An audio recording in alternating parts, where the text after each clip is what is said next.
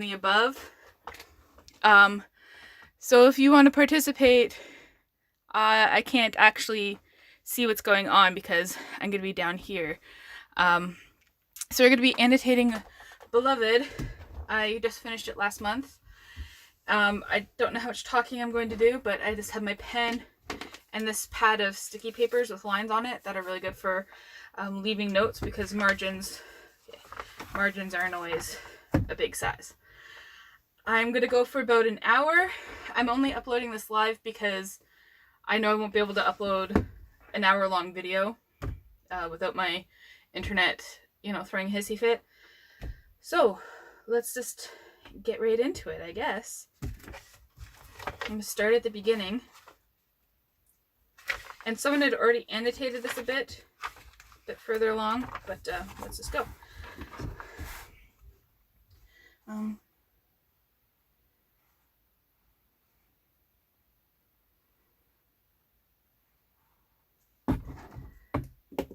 So just very basic at the beginning.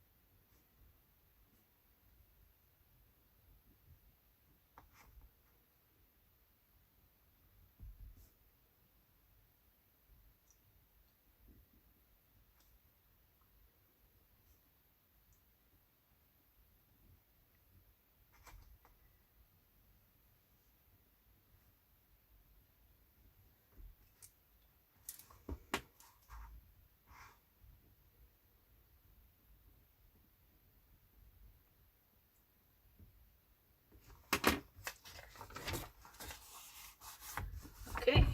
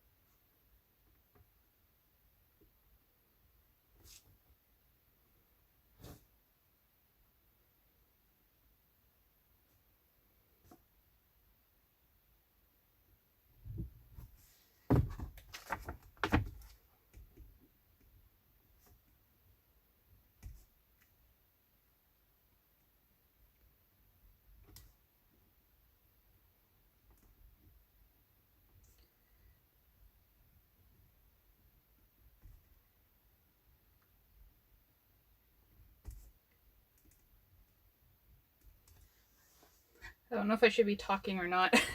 Maybe I should. Okay. Yeah, I'm just going to go back to this. I'm going to explain it. I'm going to be talking. So I'm doing Beloved, as I said. Here the passage said, "It never looked as terrible as it was, and it made her wonder if hell was a pretty place too. Fire and brimstone all right, but hidden in lacy groves." There's a lot more to that, but I think this might be a bit of foreshadowing. In Sethe's house, which is described as, quite a homely place, until the event, and especially after Beloved comes. And we're already seeing this kind of unusual approach to kind of spirituality. Over here, it says, it made sense for a lot of reasons, because in all baby's life, as well as Sethe's own, men and women were moved around like checkers. Anybody baby Shugs knew, let alone loved, who hadn't run off or been hanged, got rented out, loaned out, bought up, bought back, stored up, mortgaged, won, stolen, or seized. So it's, you know, slaves as objects, and without that freedom of movement that's guaranteed in the Constitution. So I'm just making a note to kind of, I think I probably know the answer to how early Americans justified removing the rights of slaves. You know, because obviously the Constitution was written for rich white men. And I know I spelled that wrong. Constitution. But that's just a further note to maybe delve more into that. I'll just stick that in the middle there. I'm just looking for the next tab. Oh, and there's 3 on these 2 pages. You know, some things you forget, other things you never do, but it's not places. Places are still there. If a house burns down, it's gone, but the place, the picture of it stays, and not just in my memory, but out there in the world. What I remember is a picture floating around out there outside my head. I mean, even if I don't think it, even if I die, the picture of what I did or knew or saw is still out there, right in the place where it happened. So this is another, at the time, unusual belief. I don't know when quantum physics and the whole parallel universes and stuff, that's what it reminds me of. You know, the things that, you know, time is kind of a circle, and that place will always be there even if the physical place isn't there, if that makes sense. I'm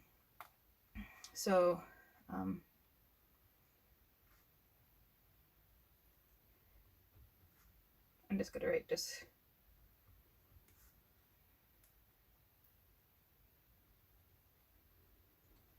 another unusual belief.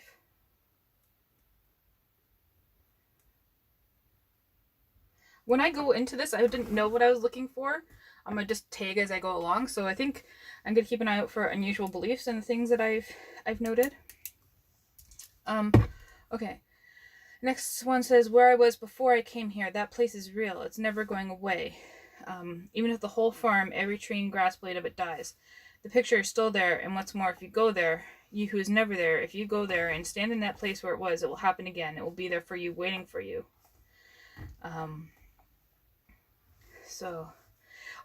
But if you see here, so Denver, you can't never go there, never, because even though it's all over and done with, it's going to always be there waiting for you. And this is, I think, taught,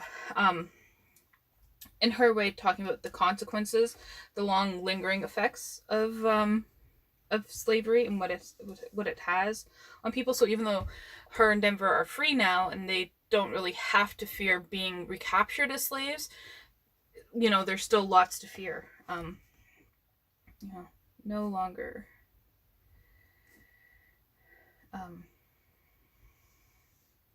have to fear slavery, but the effects it has, intergenerational trauma. Oh, I can't fit that whole word on here, and I don't know what I'm talking about. Intergenerational trauma, PTSD. Obviously, she's suffering. Seems like that obviously would be something. Yeah, so, you know, fear of white men still understandable, you know, like, especially considering Sethes.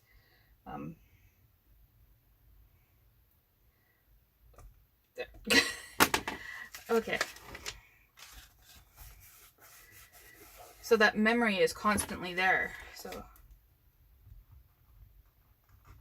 and, I'm sorry if you can't read my handwriting. Sometimes I can't even read it.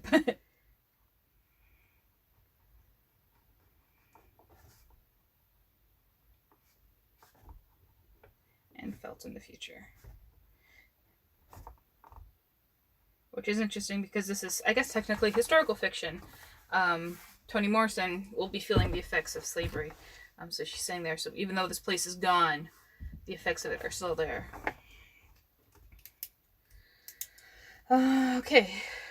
Here we are reading about Denver had taught herself to take pride in the condemnation Negroes heaped on them, the assumption that the haunting was done by an evil thing looking for more.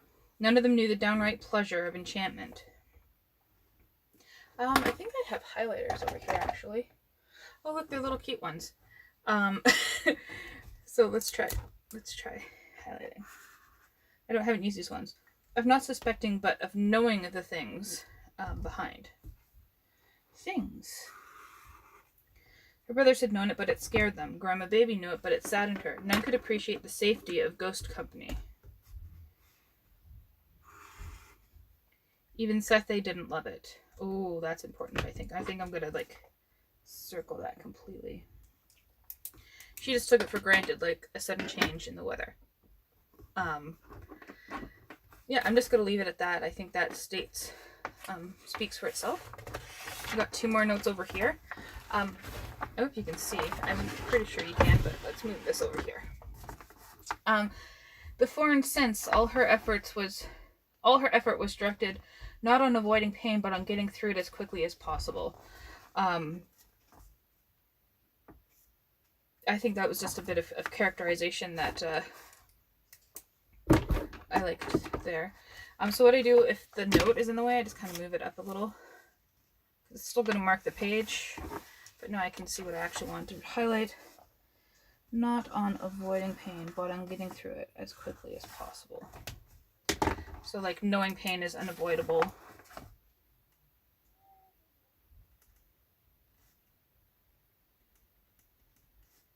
Unavoidable. It's funny, I'm printing in the book, but I'm handwriting there.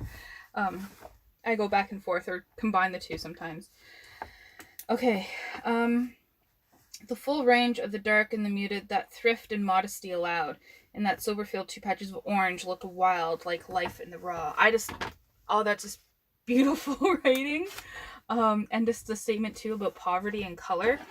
I really liked it. Okay, the full range of the dark and the muted that thrift and modesty allowed. In that sober field, 2 patches of orange looked wild, like life in the raw. I wish I could draw a French kiss, or not French, chef's kiss. That's what it's called. I'm gonna go over on this side. Beautiful writing. Just the poverty equals bland, colorless. And that's interesting. I'm also going to write a note here because at the end, I'm assuming you've read Beloved if you're watching this. In the end, she's wearing, she calls it circus clothing, so it's so vibrant. So, and they're even poorer because Sethe lose her jobs. And Mama Shugs is dead. So they are wearing so much color. Like a circus, I think is how they describe it at one point, a circus dress. Because it's like the colors they see there. Okay, let's go to this page. Risky, thought Paul D. Very risky. For a used-to-be slave woman to love anything that much was dangerous, especially if it was her children she had settled on to love. The best thing he knew was to love just a little bit. Everything, just a little bit. So when they broke its back or shoved it in a Kroger sack, well, maybe you'd have a little love left over for the next one. Why, he asked her. Why you think you have to take for her, apologize for her. She's grown. So this is an effect that you don't often think about, right?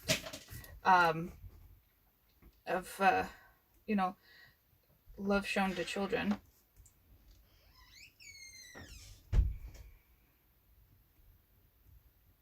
Is a risk. Which is one of the long lasting effects of slavery. That's part of the intergenerational trauma too, is that if you don't show your children that love, you know, it'll be passed on, right? That's, yeah, that's hard to talk about. But we do see Sethe choosing to love her children. Yeah. Okay. 2 pennies and an insult were well spent if it meant seeing the spectacle of white folks making a spectacle of themselves. So although the carnival was a lot less than mediocre, which is why it agreed to a colored Thursday, it gave the 400 black people in its audience thrill upon thrill upon thrill. I don't really have much to say about that. So I'm just gonna remove the tag. Like it's obviously like something not nice, but I don't have anything else to add to what it's saying there. The war had been over 4 or 5 years then, but nobody white or black seemed to know it. Odd clusters and strays of Negroes wandered the back roads and cow paths from Schenectady to Jackson.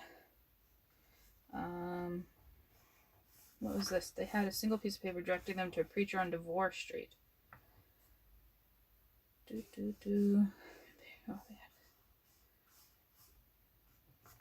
I guess they're still, like, this is talking about the Civil War, obviously.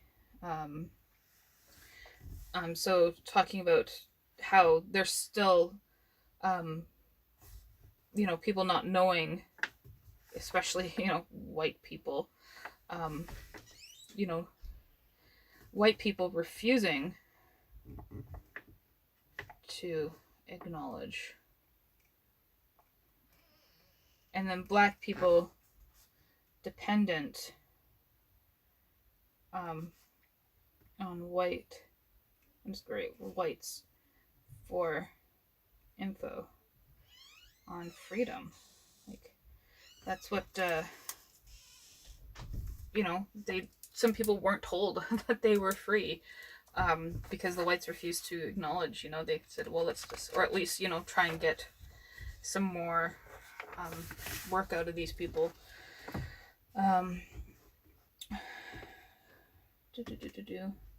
It was that deep down in those big black eyes, there was no expression at all. That's just another moment of characterization. I'm going to read the rest of the paragraph there. Back in the keeping room, Denver was about to sit down when Beloved's eyes flew wide open. Denver felt her heart race. It wasn't that she was looking at that face for the first time with no trace of sleep in it, or that the eyes were big and black, nor was it that the whites of them were much too white, blue-white. It was that deep down in those big black eyes there was no expression at all. Now, I'm noticing, because of the lack of color here that was mentioned, I want to look for more things of color. So we mentioned she had big and black eyes. Her eyes were too white, a blue-white. And also that this thing that there's no expression at all in those big black eyes. So this is the first indication, maybe.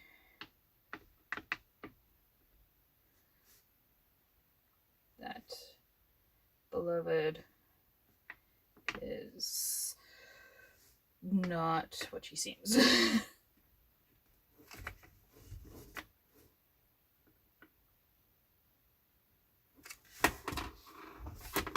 Okay. Green is next. There's no rhyme or reason to the color tabs that I use. Yeah. Oh, this was an interesting thing. Okay. Sethe was licked, tasted, eaten by Beloved's eyes. This notion that, like, the eyes can work as another sense, as another function. So I thought that was a neat, I don't know if metaphor is the right word, but yeah. Eyes as mouth. You know, this is a interesting,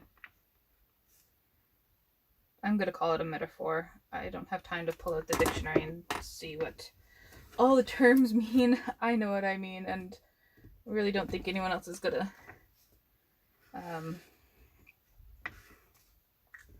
look at this book. I'm keeping this one. It's one of my favorite reads of this year. Just, it's amazing. But it wasn't going to be nothing. They said it was all right for us to be husband and wife, and that was it, all of it. Also, this is about the marriage. So, but is it, like, okay, in my opinion, it is. If two people decide to be together and they live together, if they want to call themselves husband and wife and married, that's okay, whatever. But like legally, in the eyes of the church, in the eyes of society, are they really? So I'm not passing judgment on Sethe and her husband here. I'm just asking a question that, you know. And that's another question. I'm Canadian, so I didn't learn a lot about slavery growing up. So, could slaves legally marry?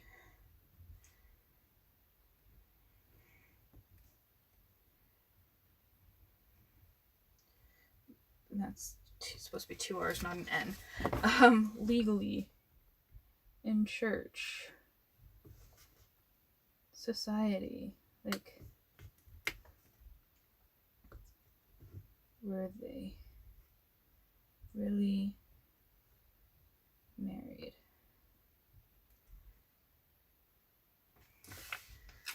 And does it even matter? But that's more of my question. And she was only 14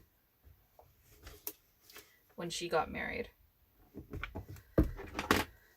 And I know, well, no, I don't even think back then, like, it would have been really that acceptable to be married at 14. Unless you were a slave, probably. Well, I mean, they, you know. Yeah. Okay. Back over here. My woman. You mean my mother? If she did, I don't remember. I didn't see her, but a few times out in the fields. Oh, and once when she was working indigo. Okay, so she didn't know who her mother was. So Sethe's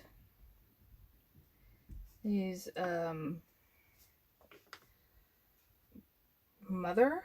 I don't know. Wasn't there for her. Probably not by her own decision. You know, she had to work in the fields. So her notion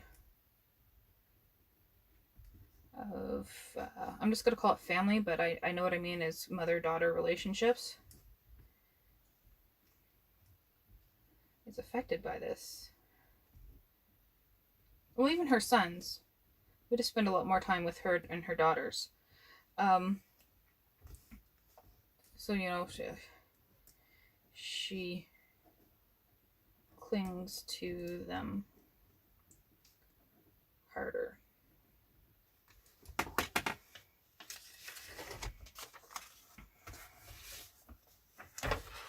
I really like these notes because, like, I couldn't fit that whole thing in the margins there. And they're bigger than little sticky notes, which I tend to write like sideways on, so the lines really help too. Anyways, I just got these at Dollar Tree, if you're interested. In Canada, I'm pretty sure they have them in the States too. Both were taken up many times by the crew. She threw them all away but you. The one from the crew she threw away on the island. The others, okay, so this is talking about on the slave ship. Being raped, giving birth to children and throwing them overboard. Yeah.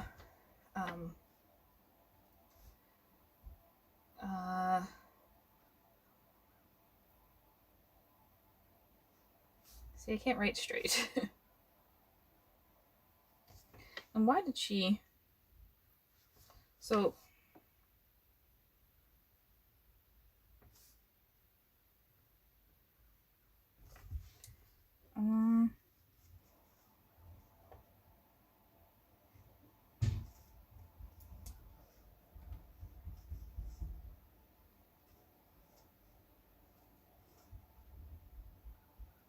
It doesn't say why she was kept.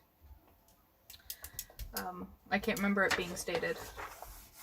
And yes, I've broken my spine. Okay, they were seated at the table Paul D had broken the day he arrived at 124. Its mended legs stronger than before. I think that's what I was here to underline. Its mended legs stronger than before. So the fact that something can be broken and then put back together and be stronger. And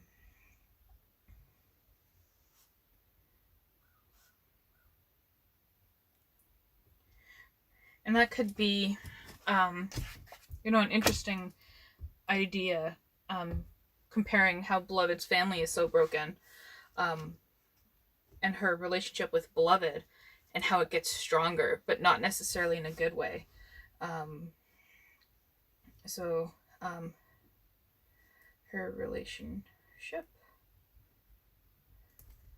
with Beloved, well, I think broken is too tame a term, but it fits in with this idea.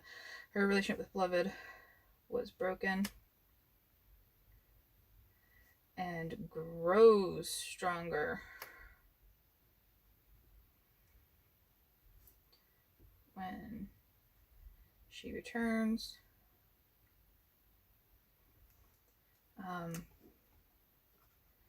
But stronger doesn't mean good. I'm not going to use better. And these are just like me being quick, and then I can go back if I want to search more and like concentrate more on this and like put these in more good terms in better terms. Yeah. Okay.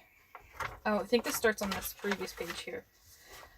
Well, feel this, why don't you? Feel how it feels to have a bed to sleep in and somebody there not worrying you to death about what you got to do each day to deserve it. Feel how that feels. And if that don't get it, feel how it feels to be a colored woman roaming the roads with anything God made liable to jump on you. Feel that. This notion of, having your own bed. I'm going to go over on this side. To have a bed to sleep in. I feel how it feels to be a colored woman roaming the roads with anything God made liable to jump on you. So there's still, this notion that she has this bed to sleep in. She gets to feel that. And then, who is she talking to? I'm gonna double check. Oh, she's talking to Paul D. Okay, I thought if she's talking to a white woman, this might have been different. But it's also the same notion, like she's telling a man, like I can't just roam the streets. I have to be constantly aware, because the danger is coming from everywhere. Free, but still in danger from violence, especially white men.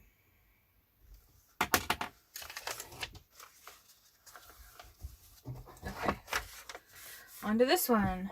Why was there nothing it refused? No misery, no regret, no hateful picture too rotten to accept. Oh, okay. I should have started sooner because it didn't make sense. She shook her head from side to side, resigned to her rebellious brain. Why was there nothing it refused? No misery, no regret, no hateful picture too rotten to accept. Like a greedy child, it snatched up everything. Just once could it say, no thank you, I just ate, and couldn't hold another bite. I just want to keep reading this because this writing is just so... It's like reading poetry. The rhythm is just amazing. I'm just gonna... Oh, I always have trouble spelling rhythm. And there's my phone there, so I can't... Why is this such a hard word for me to spell? I'm going to... I'm going to look it up.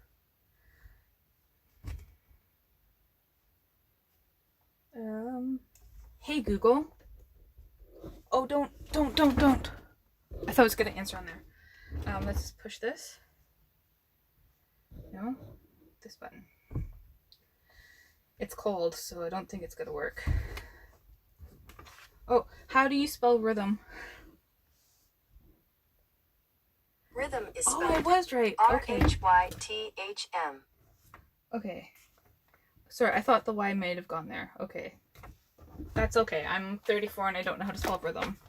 I have no rhythm either, so makes sense. Okay. Just like, that's just amazing. And this also, this is, you know, something I think a lot of people experience is that, you know, your brain is, it's easier to take in all the negative stuff as opposed to the positive stuff. But I just really want the rhythm noted there. Okay. Mr. was allowed to be and stay what he was, but I wasn't allowed to be and stay what I was. Even if you cooked him, you'd be cooking a rooster named Mr. But wasn't no way I'd ever be Paul D again, living or dead. School teacher changed me. It was something else. And that something was less than a chicken sitting in the sun on a tub. So he, I'm gonna put this note up here because, he was allowed to be and stay what he was. But I wasn't allowed to be and stay what I was. So this notion that what Mr. is internal, you know, like he can't be defined by anything else. He is what he is, but a slave isn't. You're not allowed to be yourself. You're not allowed to, you know, do what you want to do. So like, I'm just gonna write rooster over slave, internal identity affected by external. Yeah, that was a really interesting notion, you know, like this bird, it's a bird, is not as good as, or is better than, is better off than a slave. Denver scooted a little closer. What's it like over there where you were before? Can you tell me? I think this was like the first kind of acknowledgement that Beloved is not what we think she is. Out loud. That Beloved was dead. On the other side. Yeah. There's notes on every page. I'm probably not going to get through this whole book in this video. I just wanted to kind of show you how I annotate, and maybe someone reading Beloved might, you know, find this useful. She swallowed twice to prepare for the telling, to construct out of the strings she had heard all her life to net. Okay, let's read that again. She swallowed twice to prepare for the telling, to construct out of the strings she had heard all her life a net to hold Beloved.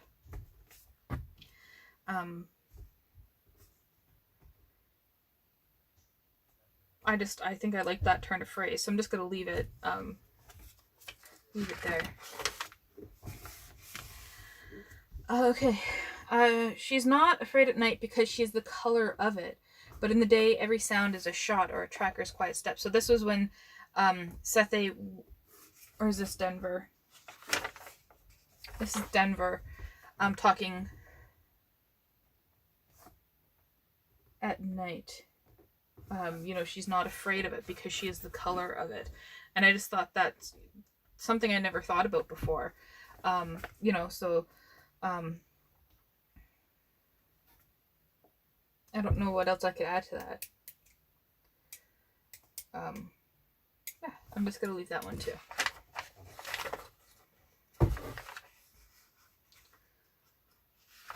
There we go. Lay him down, saith they, sword and shield. Down, down, both of them down. Down by the riverside, sword and shield. Don't study war no more. Lay all that mess down, sword and shield. So Hal's her husband. Now Hal's face between the butter press and the churn swelled larger and larger, crowding her eyes and making her head hurt. She wished for Baby Shug's fingers, molding her nape, reshaping it, saying, lay him down, saith they, sword and shield. So, don't fight anymore.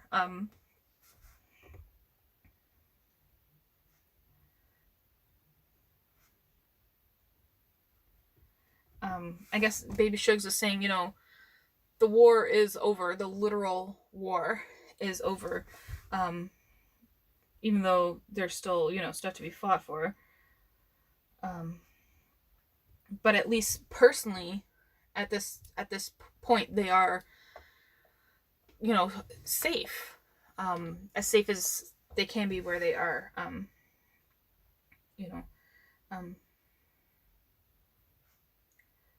Relax a little. And this is again the generational trauma, because she'll pass that stress on. I'm glad I have all the space here.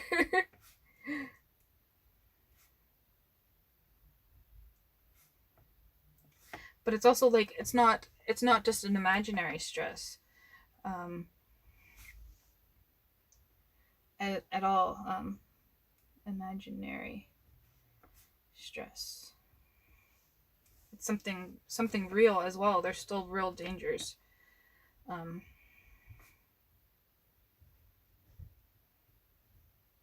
But maybe, Baby is reminding her to, to relax once in a while and take care of herself.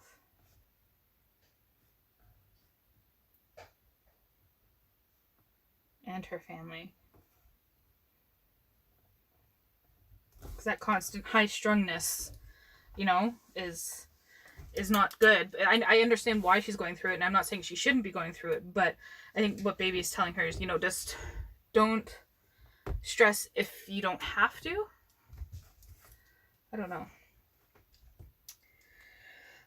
It was in front of that 124 that Sethe climbed off a wagon, her newborn tied to her chest, and felt for the first time the wide arms of her mother-in-law, who had made it to Cincinnati, who decided that because slave life had busted her legs, back, head, eyes, hand, kidneys, womb, and tongue, she had nothing left to make a living with but her heart, which she put to work at once. Accepting no title of honor before her name, but allowing a small caress after it, she became an unchurched preacher who visited pulpits and opened her great heart to those who could use it. I think that's just a beautiful sentiment there, and I really like the character of Baby Shugs, and what she, like her, what's it called? Her celebrations, I guess, that happen in the woods. Opened her heart to those who could use it.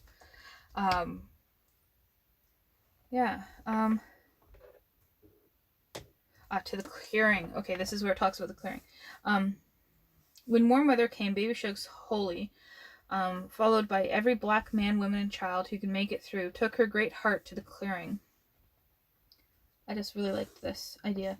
A wide open place cut deep in the woods, nobody knew for what, at the end of a path known only to deer and whoever cleared the land in the first place. In the heat of every Saturday afternoon, she sat in the clearing while the people waited among the trees. And then it goes on to describe here. Let the children come, let your mothers hear you laugh. Let the grown men come, let your wives and children see you dance. I normally don't do hearts, but I love Baby Shugs. And it's talking about hearts, so it seems kind of flippant, but it's a way to express my love for that passage and for Baby Shugs there. It started that way, laughing children, dancing men, crying women, and then it got mixed up. Women stopped crying and danced. Men sat down and cried. Children danced. Women laughed. Children cried until exhausted and riven. All and each lay about the clearing, damp and gasping for breath. In the silence that followed, Baby Shug's Holy offered up to them her great big heart. I just want to circle that from before as well. This more of this. I guess in a general sense, it's not very usual, is it? It's kind of another unusual spirituality. I'm just gonna move this tag out of the way a bit. But authentic spirituality. She did not tell them to clean up their lives or to go and sin no more. She did not tell them that they were blessed of the earth, its inheriting meek or its glory bound pure. She told them that the only grace they could have was the grace they could imagine. That if they could not see it, they would not have it.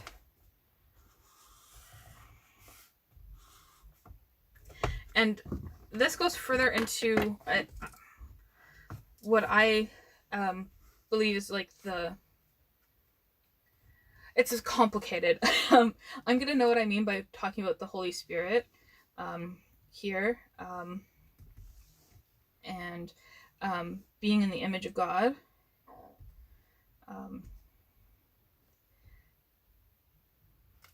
The whole complicated... Well, it's not complicated, but I don't think this is the place to talk about this belief here.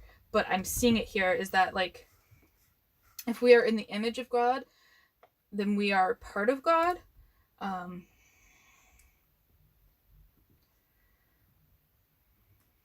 God. And can have / give grace. Oh, that ripped funny. That's alright. Then we go over here. I don't know how long I've been going for. I said I was going to go for an hour. I'm at 42 minutes. Okay. Her faith, her love, her imagination, and her great big old heart began to collapse 28 days after her daughter-in-law arrived. That's just, yeah. So it's something about what Sethe brings with her.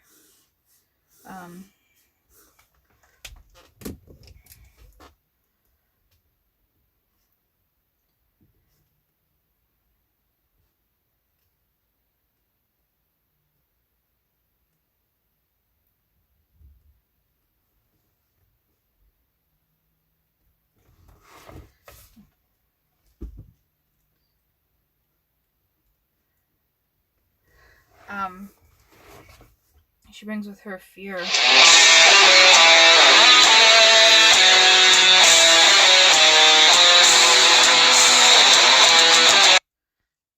Sorry, that was my mom calling. I'm just gonna go for another 15 minutes and then I'll call her back. Brings with her fear and that trauma. Which not to say that Baby Shugs doesn't have it, but Baby Shugs is bringing heart and life and stuff to it as well. Not to say that one is better than the other either, but it's interesting. Candygram! Sorry about that as well. I guess she left a message. Okay. Bit by bit, at 124 and in the clearing, along with others, she had claimed herself. Sethe. Freeing yourself was one thing. Claiming ownership of that freed self was another. So this is just another thing about slavery. You know, she ran away and she freed herself, but that doesn't mean that she feels that. You know, she has to claim it. She has to claim ownership of herself. You know, I'm just gonna write slavery there as well. Okay. There was no question but that she could do it just like the day she arrived at 124. Sure enough, she had milk enough for all.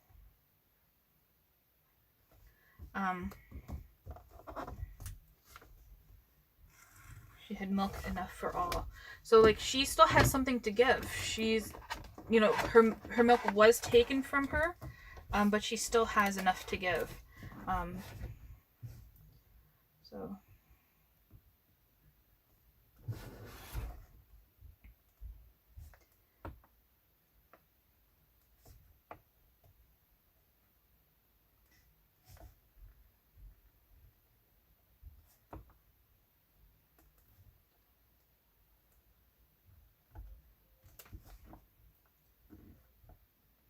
that's another metaphor there, that, you know, her life was taken from her. Her children were taken from her, but she still has something to give. And to her milk is the most important. Okay, we've got a yellow tab over here. With a sledgehammer in his hands and High Man's lead, the men got through. They sang it out and beat it up, garbling the words so they could not be understood, tricking the words so their syllables yielded up other meanings. Okay, so this is Paul D has been he's in a chain gang, I guess is the word. He's chained to other people and forced to do hard labor, and they're singing, but they can't sing the words so that the white people understand. Garbling words so they could not be understood. They sang the women they knew, the children they had been, the animals they had tamed themselves or seen others tame. You know, of all sorts of things.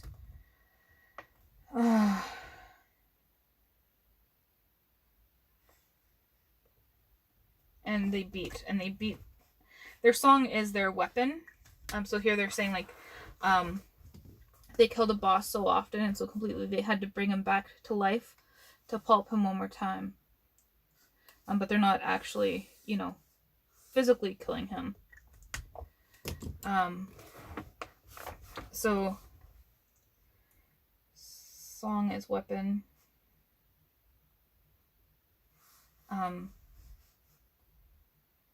As coping.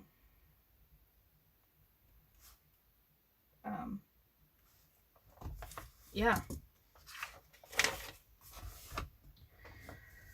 The forced move to Arkansas River, insisted upon by the same president they fought for against the Creek, destroyed another quarter of their already shattered number. Okay. Decimated but stubborn, they were among those who chose a fugitive life rather than Oklahoma. The illness that swept them now was reminiscent of the one that had killed half their number 200 years ago. So here he's talking about a group of First Nations people that he's living with. And between the calamity and this, they had visited George III in London, published a newspaper, made baskets, led Oglethorpe through forest, helped Andrew Jackson fight Creek, cooked maize, did all this stuff, all to no avail. Okay, that was it, they thought, and removed themselves from those Cherokee who signed the treaty in order to retire into the forest and wait to the end of the world. So this is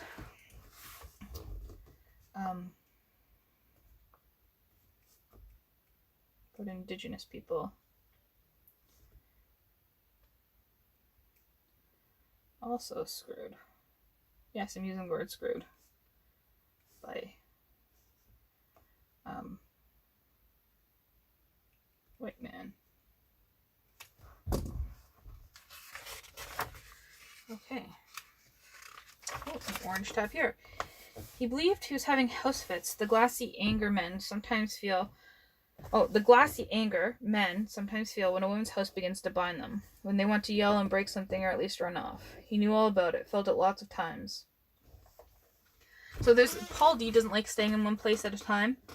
But there's more that could be said there about, you know, like now he's free, he feels like he can wander, but now he's feeling bound to one place, which I guess after, you know, slavery and being chained literally to other people, that this notion that you have to stay in one place and stay with another person can be very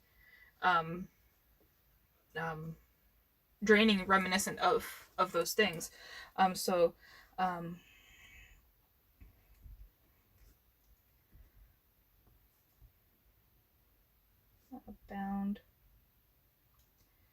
to another is reminiscent of being literally chained. Being literally chained.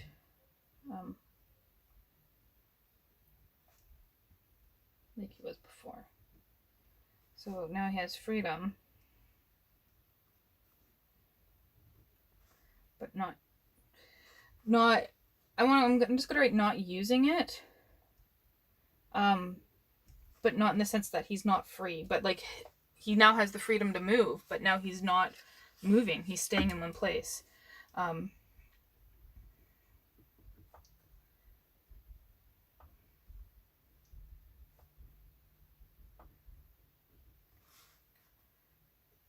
I'm gonna mention that's probably, you know, an effect from being in a chain gang.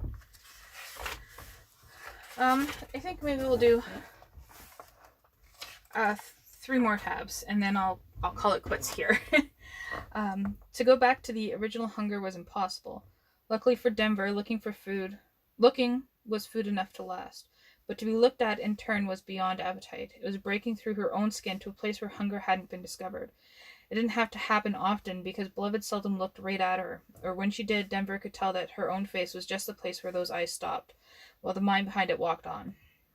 But sometimes at moments Denver could never anticipate nor create, Beloved rested cheek on knuckles and looked at Denver with attention.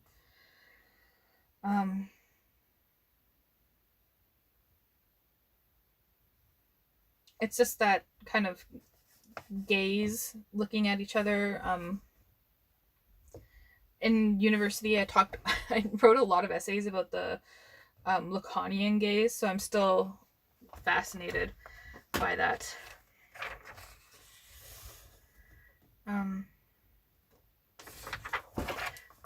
Gaze and power. I'm just gonna, you know, whoever is the one looking down at that, or the one who is craving the hunger, the gaze is not the one who is in power. It's the other one who then has the power. Plotting has changed Denver markedly. Where she's once indolent, resentful of every task, now she is spry, executing and even extending the assignments Sethe leaves for them. Beloved begins to hover at the window, then work her way up towards the door, down the steps and near the road.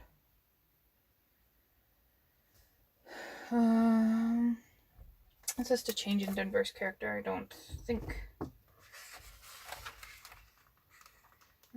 Where's the next tab? Oh, right here. I'll do these two as well. I don't want to stop once I get going. Mr. Garner acted like the world was a toy he was supposed to have fun with. So this is a white man. Mr. Garner, Mrs. Garner herself, Hal, and the 4 boys, over half named Paul, made up the entire population. Mrs. Garner hummed when she worked. Mr. Garner acted like the world was a toy he was supposed to have fun with. So he was the original slave owner of Sethe and Hal.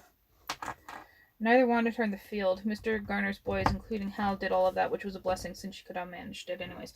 I just think this is an interesting notion that he has, you know, it's no responsibility.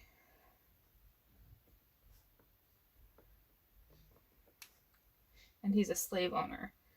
So that's however much he was, if you were gonna, this is horrible. If you were gonna be a slave, you wanted to be owned by someone like Mr. Garner, because he seemed nice, but that's also very worrying that he has a sense of no responsibility, that the world is a toy and he's supposed to have fun with it. He's not malicious, I guess is the word I'm looking for. You know, but that's still not someone you want. Well, I mean, you don't want slaves in general, you don't want slave owners, but someone okay, yeah, I'm just gonna shut up. But you know, you don't want someone who looks at the world as something that they don't have responsibility for. I totally moved that before I looked at what I was doing. I'm just gonna, I think it was up here somewhere. Her hip hurt every day, but she never spoke of it. Only Hal, who had watched her movements closely for the last 4 years, knew what to get in and out of bed. She had to lift her thigh with both hands, which was why he spoke to Mr. Garner about buying her out. So this is talking about baby Shugs. So she could sit down for a change, sweet boy.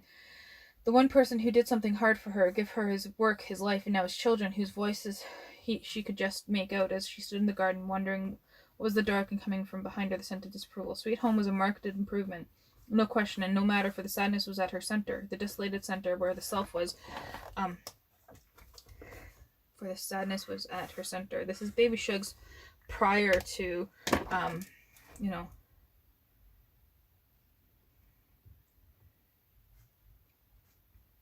Baby Shugs as a slave. It's sad. So there's like this marked difference when she becomes free. The desolated center where the self that was no self made its home.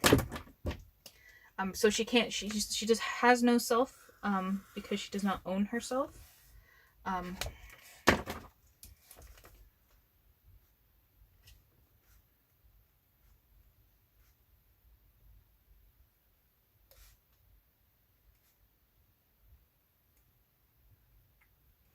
Okay, sad as it was that she did not know where her children were buried or what they looked like if alive, the fact was she knew more about them than she knew about herself, having never had the map to discover what she was like. That's just like, that's bad. Okay, and when she stepped foot on free ground, she could not believe that Hal knew what she didn't. That Hal, who had never drawn one free breath, knew that there was nothing like it in the world. It scared her. So yeah, I'm gonna leave it there. I'll call my mom back. I'm just gonna stick this random thing in here for now, and I'll continue annotating that, but not on camera. So thank you for watching, and I'll see you tomorrow with another video for Vlogmas. Oh, that's not. How do I stop?